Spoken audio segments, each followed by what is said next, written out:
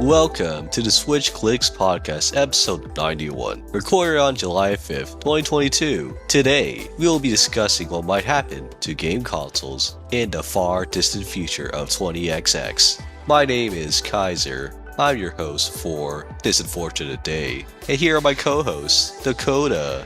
Yo. And Nathan. Console Master Race is a thing now.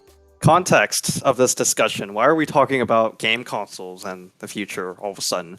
First of all, lack of news, and second of all, Mario Kart Tour has this random leak that it's coming to Windows 11, but apparently that's just part of the Google Play Store coming to Windows in general. So it's not really surprising.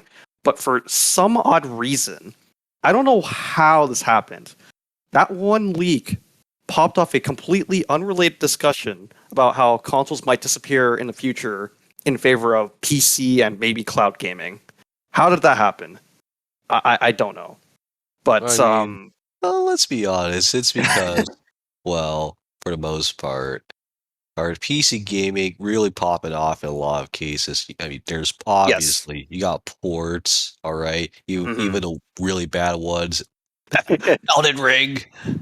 For the most part, it's more so of how I wouldn't say convenient PC gaming is, but comparatively, of how much more variable it can be. Like you play super high spec. They start flexing with their fancy, overly expensive GPUs and overinflated freaking towers that are probably like 5 feet tall. Well, even the PlayStation 5 is as tall as a kind of a regular PC tower. Oh my gosh! If only a little shorter. Only a little shorter, actually. Maybe a little bit, but it's still like about the same size. It's pretty big. It's like why is it this size? For a game console, it is absurdly huge. Like even compared to the Xbox Series X. You mean the fridge, right? The fridge. Right? The fridge. Even compared to the fridge, it's not even. It doesn't even compare. Oh, so Microsoft do be compensating in a few regions, all right? Yeah, I guess you could say that because certain regions are not really interested in getting an Xbox. Yeah. Such as, I don't know. Well, I mean, then again, in terms of convenience, right? With the whole, what's it called, Xbox Game Pass, it's genuinely, I genuinely would consider getting an Xbox because the Game Pass is just so much more convenient. Mm-hmm. And you can get Game Pass Ultimate, which includes PC. So it's a smaller library of games, but that's still a lot of games for like $10-15 a month. Yeah. And hey, if you have a data plan, you could play the games on the go. Yeah. Just get a phone. I don't know how people manage to do that. You guys have phones, right? Yeah. I guess that's the reason why Microsoft kind of proved that cloud gaming does work as long as it's like a hybrid system or a genuinely good service. Well, I mean, yeah, it's a good service for a good deal, but part of the reason why is because half of the service isn't cloud gaming. It's like you have if you're playing on PC or Xbox, you don't have to worry about latency issues. Whereas the phone is kind of like an extra thing that you can have if you don't have time to go home and play on either the consoles or PC just to play your favorite Xbox game. Yeah, it's like a real faker. And Dakota, I'm pretty sure you didn't get an Xbox at all, right? You just kind of use PC for Game Pass? I have an Xbox One that I got before I got my PC. So at the time I had an Xbox, a MacBook, and a Switch. The Xbox, I played the Game Pass for a decent amount of time, but I honestly got overwhelmed with how many games there were. My God. At first I was like, I'm going to beat a bunch of these games. Now I have access to all of them. And that did not happen. I got a year in and maybe played 4 or 5 of them. Oh boy. So right now my Xbox is just... Yeah. It's just Xbox is just a glorified stand for my PS5. Wow. Okay. That's a fairly interesting way of using your Xbox. I mean, would he be wrong? I mean, on the Xbox One, you can still get most of the modern games, so Yeah, that's pretty. Yeah, like Xbox One, you can get a lot more nowadays compared to PS4. Yeah, which is also kind of like, what would you call that, generation creep? I would call it, maybe, where the technology in each console generation is so similar that you could pretty much run the game on each console. So Oh, I don't know the specific term for that, but like, yeah, generation creep sounds right. yeah, So on Yeah. like PS4 and 5, that one, most of the games were right now are coming out for both or yeah, PC. yeah, But that usually happens at the end of generations anyway, or the transition period. yeah. So it's a little bit weird right now until we get maybe another 2 years away from it, and we'll see if there's any PlayStation 5 exclusives. I know a couple. I mean, yeah, there are not like there are a couple, but like most of the mainstream games are still both generations. Oh yeah. Like it Yeah. usually lasts up to like I guess 2-ish years depending on what platform you're on. But like because of I guess the chip shortage and not enough people getting a PS5 or Xbox Series, there's um there's definitely like a demand to stay behind a little longer.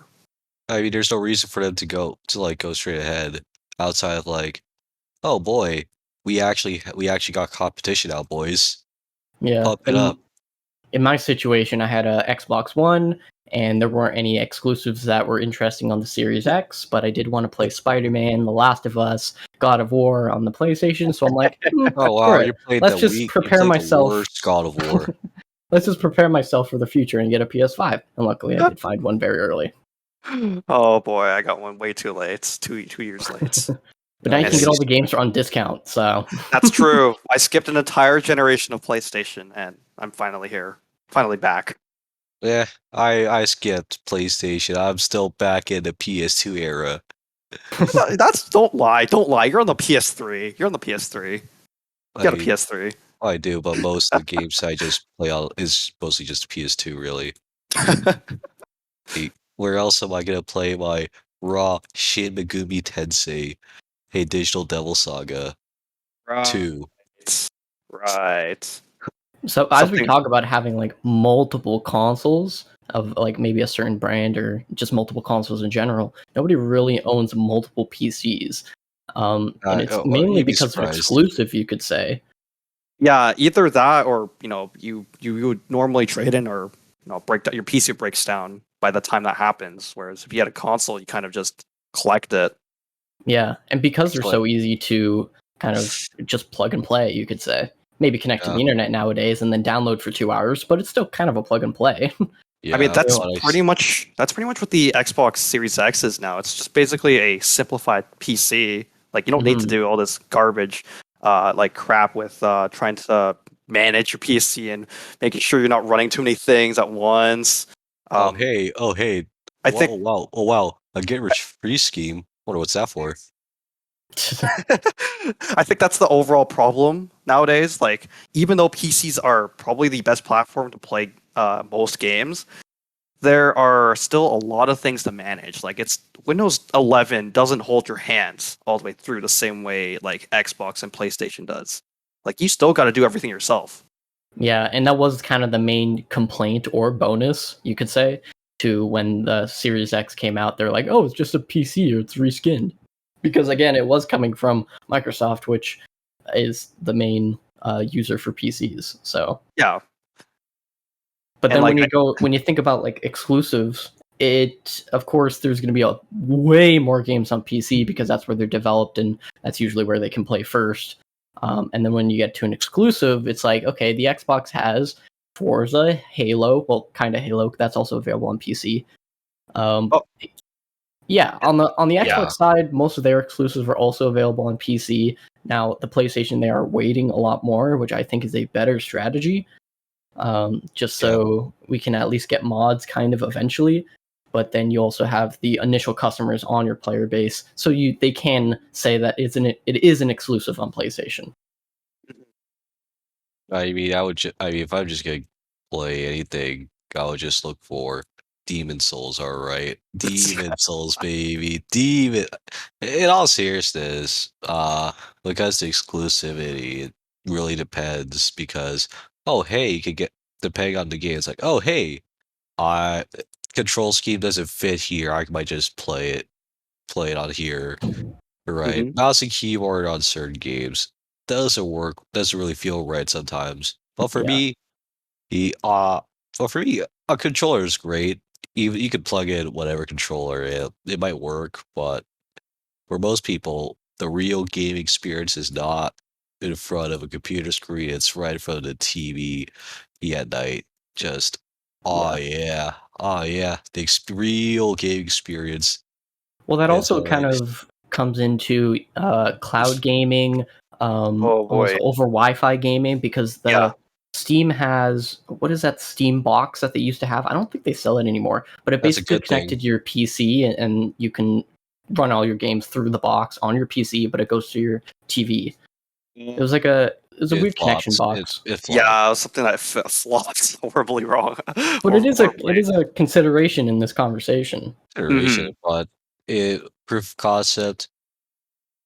That's all I'd say. It was proof of concept, and well, the concept didn't really stick or do well. Well, I guess comparatively looking at something like the Steam Deck, maybe I guess that would be considered to be partially a successor in such a way. But Hey, like, I would say that because for the most part, that's more so to kind of become a more portable device because portable PCs. Well, do you think they really exist? Do, right, well, yeah, there's also well, that we part have of we have gaming laptops. Those fire hazards. All right, come on. That's a fair point. That's a fair point. I guess you can say that was actually going for something completely different. But like cloud gaming though, I'm not sure.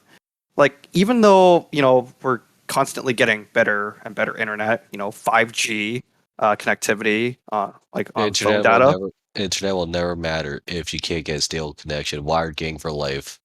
And like that's the problem. Like you can't just carry around a freaking modem and router and like, actually connect to the internet consistently. And it's not like internet's cheap either. It's getting more and more expensive. Like I said, wired gang for life. Yeah, and even like the average person is not gonna have like the greatest internet. Like I Exactly. think I think us locally we have like really good internet only because our entire family uses the internet constantly. I'm assuming all of us have like infinite plans pretty much. Yeah, pretty much. Yeah, but for the Oh, average person, they're not going to be mine's omnipotent, all downloading. right.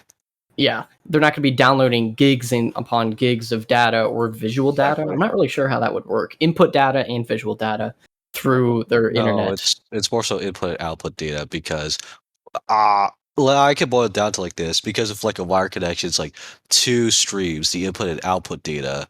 But with like Wi-Fi, it's only one stream. And that does both of them at the same time, which is why you get those stars and well, reason why Wi-Fi sucks. Plain and white, right? That's also completely disregarding any potential interference stuff. Cough cough microwave. Cough Ooh, cough. Yeah. There Galuga, is here's a there is microwave. it is unrealistic for Wi-Fi to ever like overcome the problems of microwave interference. Like I don't know the science. I don't know if you know the details behind it, but I've been told that there is no way that can change. Like microwave interference will always exist, and Yep. Wi-Fi will never get better from that. Like sure, you can connect to 5.0 like sure instead of 2.4, but you still have to sit really close. There's no way you can extend the range there. Wi-Fi And is only good when you're close to a router. All right. exactly, like the And internet's even then, improving in it's different ways. It's not going to improve in your house. Like it's going to stay the oh wait, no, same. that was actually a joke. Wi-Fi is never good, even if you're close to a router. All right, never close to your router. All right, you may as well just take a leak on yourself and just go, hey, I got a faster connection. Yeah. So like cloud gaming is not going to exactly boom if internet is going to be a problem for, who knows how long. It's always gonna be a problem. All right, not everyone's got the same connection. Not everyone can access those same games because, for the most part, even though you're still streaming content on your phone, or maybe it's more feasible on PC. Actually, no, because what's it called? Cloud gaming can't exist for other consoles. It's more so really just if whether or not you're wired. Because without an actual steady, stable connection, you're not gonna get the game's gonna feel more sluggish. You might feel like, oh, hey, that feels a little slow when you press a button Like or when you turn I it. pressed that a little earlier than it's appearing. Well, actually, I think I've heard stories. I think I've heard I read a couple articles on Nintendo Life talking about the Switch running like cloud games like Control or Hitman 3, or infamously Kingdom Hearts. And they said that even on a wired connection, it's not perfect. Like, Comparatively, yeah, because so much of it is really just due to how kind of Nintendo structures. Oh, I might have to say the big word netcode. well, it's Really, not Nintendo though. It's third party companies, like third party developers and publishers running those servers. that's true. I don't But think for they would put much money into the servers anyway, because it's such a small amount of people. I have to assume they know the data that Yeah. like they're gonna sell this many copies of the cloud version. This means we only have to Hmm. put in this much money to the servers, and it's Yep. probably not that much. Yeah, probably not that much, and especially considering they have servers to use for other stuff, like other yeah, games and, well, your typical online lobbies. Like, there's no way they're gonna run all their servers for just a couple of games. Yeah, but and for the for most part, customers of the Nintendo Switch, I don't think many, if I don't know the percentages, but I have to assume a decent amount only have a Switch and maybe a computer. But most computers can run most games. Like games nowadays have become very, very optimized. Yes, you'd be that is surprised how very little. true. Yes and no, really. It depends on the publishers, really. I mean, Well, yeah, but compared to like how many years ago, maybe 10 years ago, if you download a game on Steam, there's like maybe a 50-50 chance that you can even play it on your computer. yeah, like, Nowadays it's like, okay, it's going to run, but you might have to turn off shadows. exactly. So, Well, that is true, but computers have gotten more efficient and more powerful for the past, I don't know, for a long time. But I mean, that's yeah, why there's optimization, like options for PC in the first place. Right. And speaking of which, I guess PC was another like emulation and well, no, uh we don't hey want to be targeted by hey those ninjas. okay, some developers, some publishers don't care about emulation, some do. Okay. Yeah, And I just want to put it out there that hell, we're not gonna well, yeah, encourage emulation if you're of gonna just course. rip off a game and not buy it. Hmm. But people, it's been in like an arguing points over game preservation, I guess, like with PC versus consoles. Like, not every publisher is going to re-release something on console, so they're going to have to resort to PC. Um, and I don't know, like, is is it going to be? Is it still a good idea? Like, considering how much longer lasting a console seems to feel like versus a PC. Like at the start of this discussion, we kind of talked about how like one person wouldn't have 10 PCs in their home, but they would have 10 consoles in their home.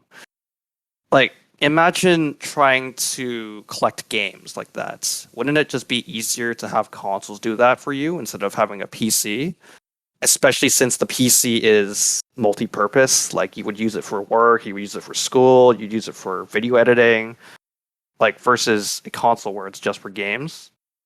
yeah, Like, you can definitely like mentally separate yourself between games uh and work on your if it you have a console and a computer. exactly. Like, there's just no separation on PC whatsoever, other than if you actually have multiple PCs. No way, man. How else do I play solitaire? You can't say much because you don't even play Microsoft Solitaire. Now, there is another concern I have over why this whole moving to PC isn't going to work. It's because of the Japanese market being pretty much the polar opposite to what we have here in the West. Um, they have a much more, I guess you'd say, mobile life in the Mhm. sense that they're always on the move. And over there, I would have to assume that more people would play on the Switch than a PC or even mobile phones for that matter. Yeah, mobile phones and the Switch are massive there. Xbox is actually pretty big there. Yeah. Well, wait. Nope, Well, that's a lie. Sorry. well, they're starting to grow a lot more than last gen for sure. Because Yeah, last gen it was like complete garbage. They maybe yeah. sold. I think I saw a statistic like almost right before the next console generation. They only sold like 30 consoles in the entire country for Xbox. Oh my gosh. So, and I have to assume Sony's pretty big too because that's their homeland. So. Oh yeah, Sony is massive. Well, I wouldn't say massive anymore because the PS5 kind of, Yeah, it felt like it went gone, right? they felt neglected. They felt Japanese audience felt neglected with the PS5. Yeah. So I don't know what to say about Sony. But yeah, with the Switch being so portable, it's definitely massive there. And the amount of percentage of maybe Japanese people that have a gaming PC rig, I have to assume is pretty low. Yeah. Generally because of probably just energy usage. Well, compared to really the Western market, like the Western market, it's probably 50% of people have at least like a PC tower. Comparative, well, there's a reason why the DS was so popular in Japan, why Dragon Quest 9 was pretty much the best-selling game comparatively, because with Dragon Quest 9 or like the DS or even the Switch, you can play on a train, and well, Japan's very heavy on the trains. Everyone loves trains. There's even an anime about trains. Yeah. Giant robot trains, not even joking, all right? Like, and for the most part, that portability does help with like the Japanese audience because for the most part, our peep back then, there was a thing called arcades. All right, you remember, guys? You guys Oh remember? boy, You guys remember? that's a Yeah, whole different can of worms. all the different can of worms, but because of how the culture of Japan's culture of just moving along, right? There's a lot of Exactly. moving. You're not always staying in one place, right? And You- like that's the reason. Like there's not going to be a good handheld PC until later in the future. But by then, it's still be considered a console. yeah. Yeah, but you could also argue that the Steam Deck could be that new product that could play all your Steam games, which is the biggest library in gaming history, Yes. on the road. You might not get the best quality, but most games are very optimized, and also you're playing on a tiny screen, so you won't see all those tiny Okay. details. Here's Well, my you're argument for the Steam telling Deck. me Though. I can't see every follicle. My argument for the Steam Deck is the same as my argument for the PSP and Uh-oh. PS Vita. Uh-oh. When you're trying to strive too far with hardware for handheld, when you don't really need it for handheld, there is absolutely no way that console is going to be as successful, or like anywhere as successful as something like Nintendo, where they keep they keep their limits, they keep their boundaries, but they make great games. Okay, Yeah. that sounds a little biased, but still. A little bit biased, but you're saying that the developers know what they're developing for. Exactly, they know what they're going for, and with the Steam Deck, all the games are not. Yeah, they're optimizable, but do you want to play for like 2 hours regardless?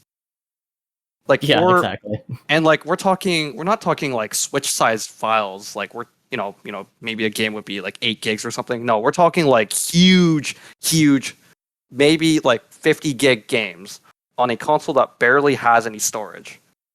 I mean, I don't know what type of games you're playing, but if you're playing any of the massive multiplayer games, you wouldn't have an internet connection anyway. Exactly, but like if you're playing like a single player action adventure, trying to play that on a Steam Deck on the base level one, that's not cheap. That's not cheap at all. But it is equal to a PC. It is equal to a PC because you can mod it, because they made it moddable and it's running on Linux. Yeah. Literally, that's the only reason why it's a PC. And the best part is it can now become my new portable Fire Emblem machine. But I guess that's where we draw the line, though. Like, it's technically a PC, yes, but does it really warrant a replacement for a console if most of the design isn't really PC unless you make it a PC? Like, you can make it if we try. It doesn't come with a keyboard and mouse. For one thing, and secondly, like it's running on a special operating system that is primarily more focused on the Steam Deck controls. I think throughout this conversation, we've definitely learned that we've just solidified the idea that every person has their different needs and wants. Like a hardcore gamer is going to want maybe a console, or like a very hardcore gamer is going to want a PC, which will grant them the best specs possible. But if you're a little bit casual, you'll get a console. If you're even more casual, you'll get a Switch or a Steam Deck. Exactly. If you don't have much time to game, but you can do it on your commute. Thank you for joining us to discussing the future of game consoles. We would love it if you could follow us on Twitter and listen to future episodes on Spotify and iTunes. Join our community Discord server to continue today's discussion, and we'll see you next time on the Switch Clicks podcast.